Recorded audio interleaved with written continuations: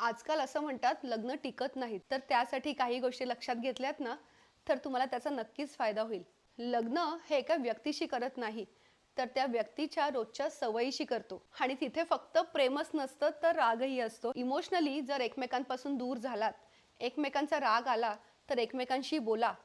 जबरदस्ती शारीरिक संबंध ठेवून काही प्रेम वाढत नसतं. कितीही रागात असलात तरी समोरच्या विषयी चुकीचे शब्द वापरू नका, कारण राग तर निघून जातो, पण चुकीचे शब्द मनावर कुऱ्हाडीसारखे आघात करतात.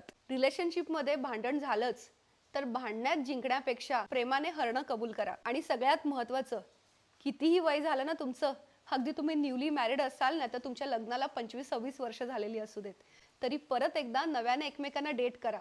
एकमेकांसाठी सरप्राईज आणा. हे वागणं नक्कीच तुमचं रिलेशन परत एकदा नव्याने फुलवू शकतं. पुढच्या व्हिडिओत आणखीन काही पॉईंट्स नक्की सांगेन. त्यामुळे स्टे कनेक्टेड, सबस्क्राईब नक्की करा आपलं चॅनल.